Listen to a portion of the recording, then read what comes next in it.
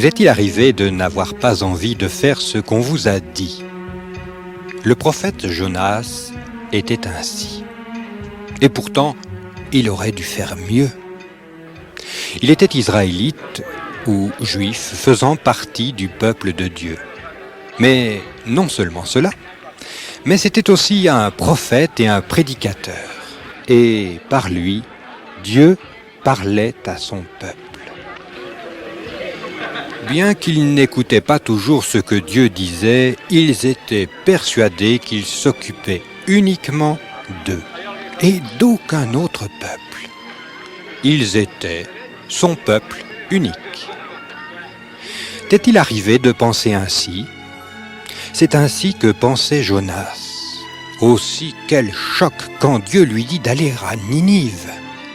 Ninive était une ville de Syrie, un pays très loin de celui où vivait Jonas. Et ce n'était pas n'importe quelle ville, c'était la ville la plus importante de tous ces pays, et même du monde.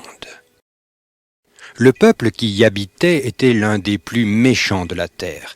Dieu avait vu leur méchanceté et il voulait que Jonas aille leur dire que leur ville serait détruite. Jonas ne comprenait pas que Dieu lui demande cela. S'il voulait détruire Ninive à cause des péchés des habitants, pourquoi les prévenir? Ils méritaient d'être punis, voilà tout. En réalité, tous méritent d'être punis, et nous de même aujourd'hui. Partout, les gens désobéissent au commandement de Dieu, et beaucoup ne savent même pas que chaque péché doit être puni. Des millions de gens n'ont jamais entendu parler du Fils de Dieu. Ils ne savent pas que le Seigneur Jésus est mort pour les pécheurs et qu'il peut les sauver du péché. Dieu veut-il qu'ils le sachent? Bien sûr. Dieu veut que partout les gens entendent l'Évangile qui dit comment on peut être sauvé. Mais comment pourront-ils l'entendre si personne ne va le leur dire? Plus Jonas réfléchissait à cela, moins l'idée lui plaisait. Les Syriens et les habitants de Ninive étaient des ennemis du peuple de Dieu. Ils n'avaient jamais fait preuve de pitié envers les autres. Ce n'était pas juste. Pourquoi la ville de Ninive ne serait-elle pas détruite? Certainement, Dieu ne s'occupait pas de ce peuple lointain. Pourtant, tout au fond de son cœur, Jonas savait que si ces gens se repentaient de leurs péchés, Dieu leur pardonnerait et les sauverait. Or cela, il ne le voulait pas. Avait-il raison? Bien sûr que non. Mais supposons que nous soyons Jonas. Lorsque nous pensons à ceux qui n'ont jamais entendu parler de l'amour de Dieu pour eux, sommes-nous vraiment en peine pour eux et aimerions-nous les aider? Ou sommes-nous comme Jonas? Tu sais que tu es sauvé et que tu appartiens au Seigneur Jésus, mais serais-tu égoïste au point de ne pas penser aux autres qui ont besoin de Dieu? Dans la Bible, le Seigneur Jésus dit que nous devons aimer les autres en leur parlant du pardon de Dieu. Aujourd'hui encore, Dieu est bon et plein de pitié. Il voudrait tant que ceux qui font le mal soient avertis et qu'ils sachent qu'il est prêt à leur pardonner. Il voudrait que ceux qui sont sauvés aillent le leur dire, exactement comme il voulait que Jonas aille le leur dire aux gens de Ninive. Mais Jonas ne voulait pas annoncer le message de Dieu à Ninive. Au lieu de cela, il désobéit, et il s'en alla aussi loin et aussi vite qu'il put. Il partit sur la route poussiéreuse jusqu'au port de Joppé. Je me demande ce qui se passait dans sa tête. Pensait-il vraiment pouvoir échapper à Dieu?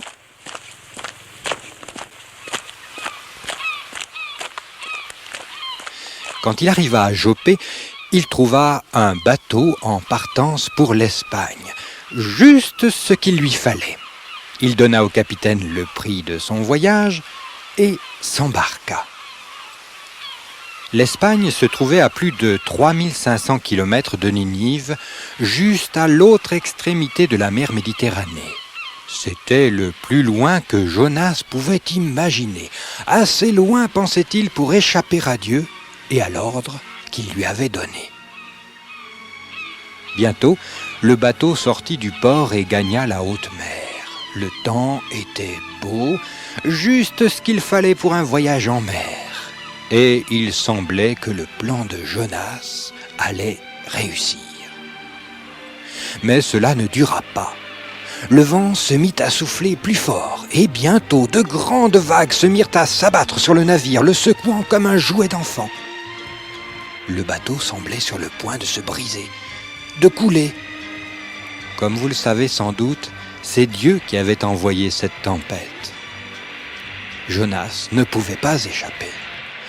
Dieu ne pouvait accepter que Jonas lui réponde « non ». Il voulait faire en sorte qu'il lui réponde « oui ».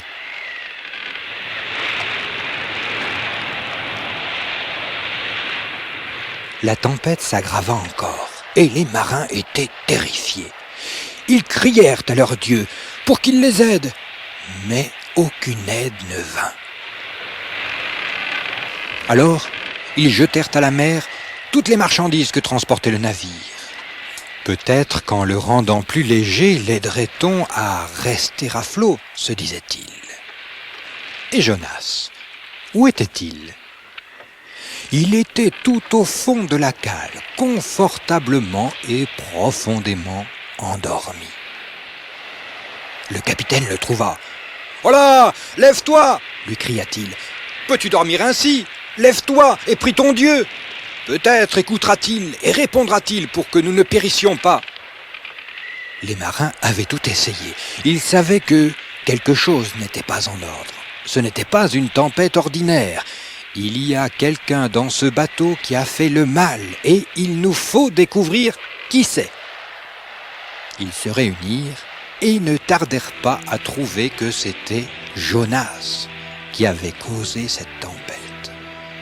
Jonas qui avait pensé échapper à Dieu. Dieu voit et connaît tout. Je suis sûr que Jonas commençait à se dire « Si seulement j'avais fait ce que Dieu voulait que je fasse », il était plus malheureux que jamais.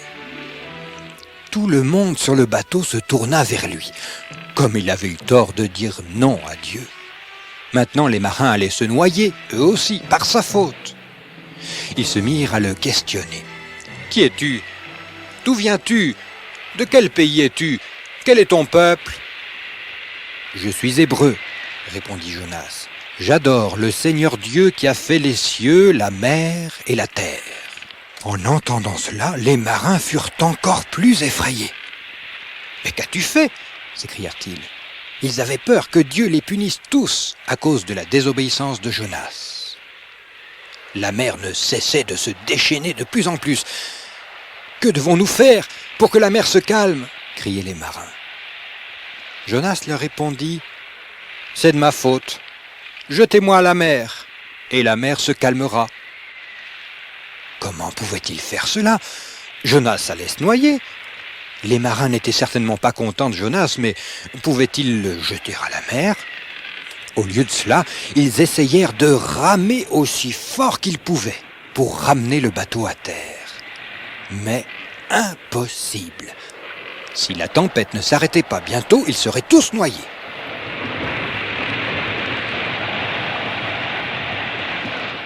Ils n'avaient pas le choix. Aussi crièrent-ils à Dieu. « Ô Seigneur, ne nous fais pas mourir parce que nous allons jeter cet homme à la mer. » Alors, ils prirent Jonas et le jetèrent à la mer.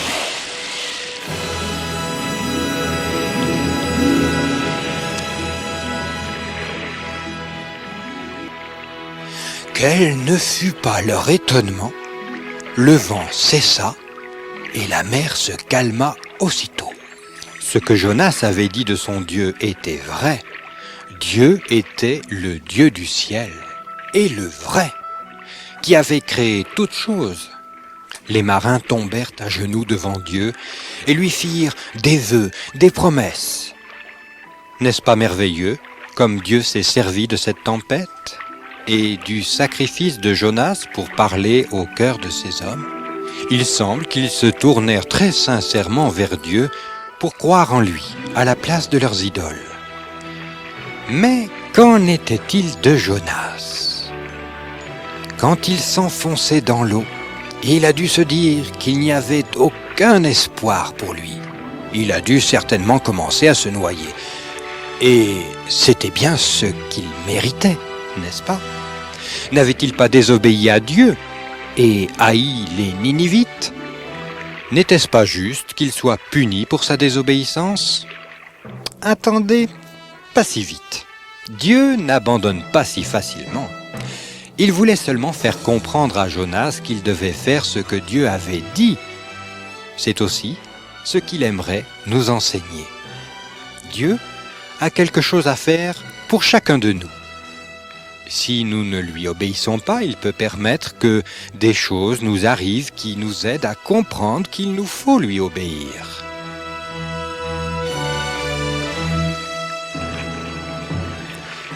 Jonas sombrait. Il semblait que c'était la fin. Soudain, quelque chose de très grand se dirigea vers lui. C'était le plus grand animal qu'il ait jamais vu. La Bible dit que c'est Dieu qui l'a envoyé pour avaler Jonas et l'empêcher de se noyer, pour qu'il puisse enfin dire oui à Dieu.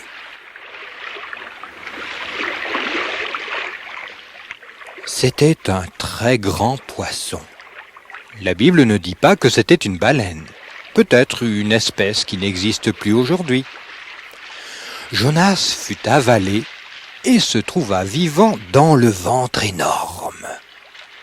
La tempête avait été effrayante, mais là, c'était encore plus terrible.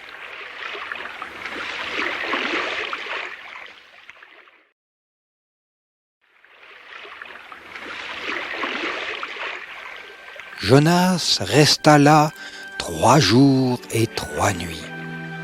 Il se sentait comme dans une tombe. Alors, il se mit à prier. Ce fut le commencement de son retour à Dieu. Il cria à Dieu pour être sauvé. Et puis, il loua et remercia Dieu parce qu'il était sûr qu'il serait délivré. Il fit des promesses à Dieu et lui dit qu'il allait faire ce qu'il voulait qu'il fasse. Dieu parla au poisson qui nagea jusqu'au rivage. L'instant d'après, Jonas se retrouvait dehors, sur la terre ferme. Puis, Dieu parla à Jonas. Son ordre n'avait pas changé. Il le répéta pour donner une deuxième chance à Jonas et aux Ninivites.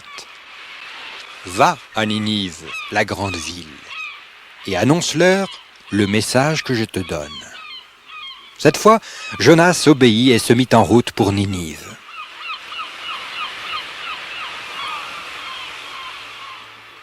Rappelle-toi, si tu connais le Seigneur Jésus comme ton sauveur, le commandement de Dieu pour toi est « Allez par tout le monde et prêchez la bonne nouvelle de l'Évangile à toute créature ». Ne désobéis pas à ce commandement. Peut-être dis-tu « Je suis trop jeune pour faire cela, je ne peux être missionnaire ». Ce n'est pas vrai. Dès maintenant, tu peux commencer à parler du Seigneur Jésus à tes amis.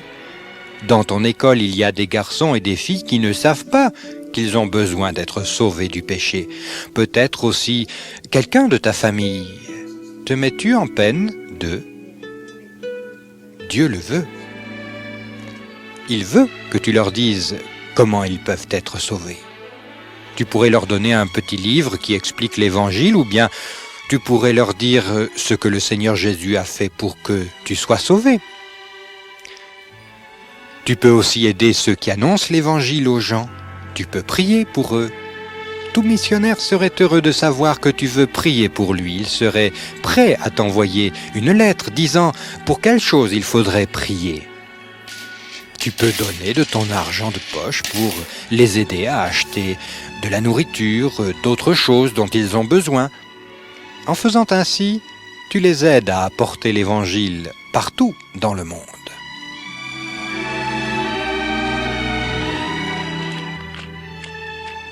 À présent, Jonas est arrivé à Ninive. C'était une très grande ville, de 90 kilomètres de circonférence. Jonas entra droit dans la ville.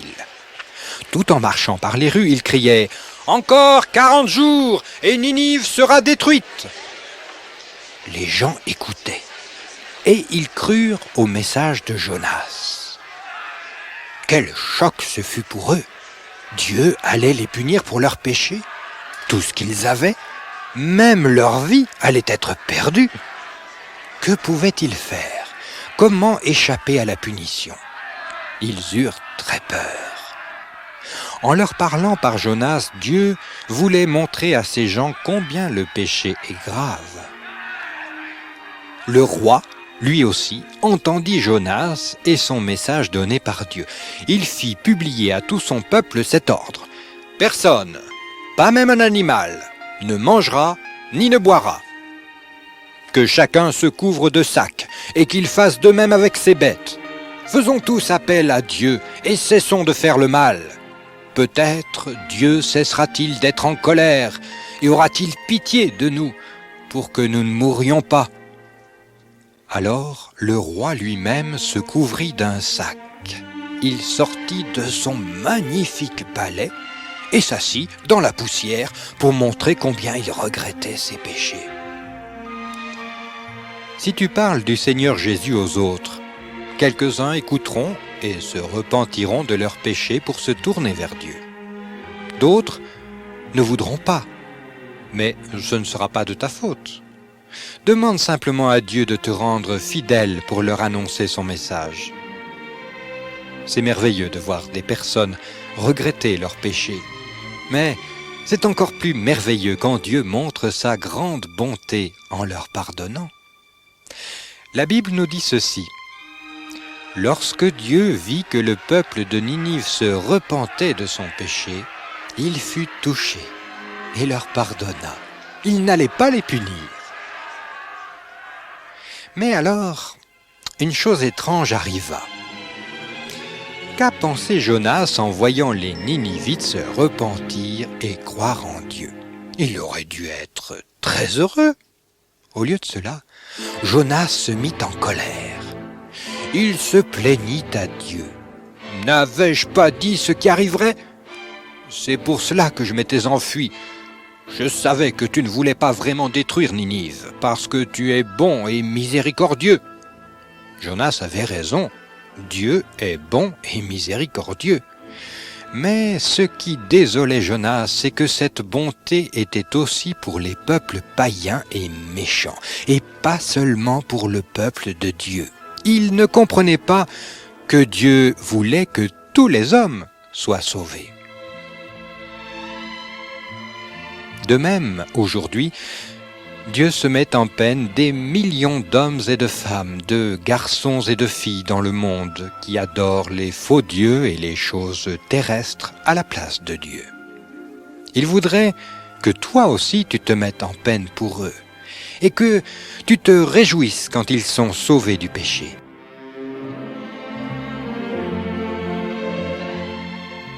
Jonas se désolait lui-même. « Ô Seigneur, laisse-moi mourir, gémissait-il. Dieu lui demanda, « As-tu raison d'être mécontent ?» Jonas ne répondit rien. Après tout, que pouvait-il faire? Il sortit de la ville et se construisit un abri.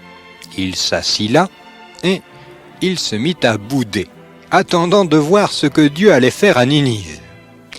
Il espérait que même maintenant, Dieu allait intervenir pour les punir. Mais rien n'arriva. Dieu avait pardonné au peuple et ils ne furent pas détruits. Comme Jonas était assis là près de Ninive dans la chaleur, Dieu fit pousser une plante très rapidement à côté de lui pour lui faire de l'ombre. Ah, comme Jonas était content! C'était bien plus frais que le mauvais abri qu'il s'était bricolé. Seulement voilà, le lendemain matin, lorsque le soleil monta dans le ciel, la plante se mit à pencher la tête et bientôt elle fut fanée. Dieu avait envoyé un ver, et ce ver avait rongé les racines de la plante. Pour comble de malheur, un vent chaud se mit à souffler, et Jonas crut qu'il allait mourir. « Je voudrais mourir !» se lamenta-t-il. À présent, Jonas était désolé de ce que cette plante avait péri. Alors, Dieu lui parla à nouveau. « As-tu raison de te désoler à cause de cette plante ?» Jonas grogna. « Oui, j'ai raison, au point d'en mourir. » Dieu avait été si patient avec Jonas. Il avait fait que toutes ces choses arrivent pour lui montrer combien il se trompait. Tu te désoles à cause de cette plante que tu n'as même pas eu la peine de faire pousser et de soigner. Pense donc à Ninive. N'avais-je pas raison de me désoler sur Ninive où il y a 120 000 petits-enfants, en plus des hommes, des femmes et des frères et sœurs plus âgés? La Bible ne nous dit pas quelle fut la réponse de Jonas. Mais, puisqu'il a écrit cette histoire dans son livre appelé « Livre de Jonas », certainement qu'il a appris la leçon et changé d'avis en ce qui concerne les gens de Ninive. Il semble étrange que quelqu'un puisse se mettre davantage en peine d'une plante plutôt que de milliers de gens, n'est-ce pas? Peut-être y a-t-il quelque chose dans ta vie qui te préoccupe davantage que ceux qui sont perdus sans Dieu.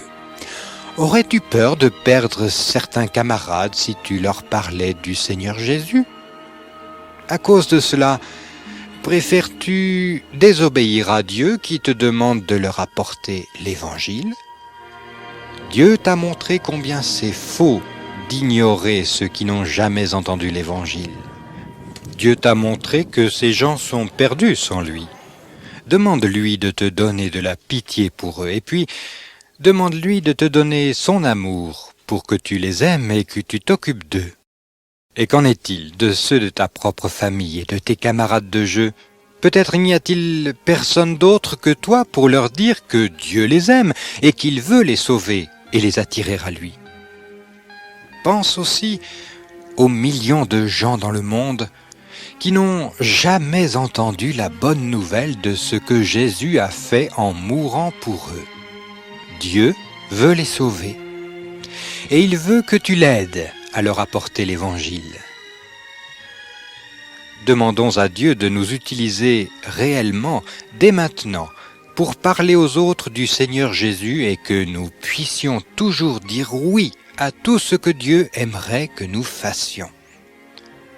Faisons tout ce que nous pouvons pour aider les missionnaires qui travaillent pour Dieu dans notre pays ou dans les pays lointains. Et si Dieu te demande d'être un jour missionnaire dans quelque lieu que ce soit, obéis et va. Pourquoi cette histoire se trouve-t-elle dans la Bible? Parce que Dieu voudrait que moi et toi, nous apprenions ce qu'elle nous enseigne. Ne commettons pas la même faute que Jonas.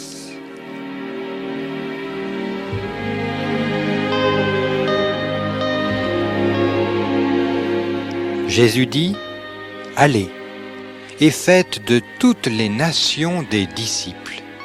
Et voici, je suis avec vous tous les jours. »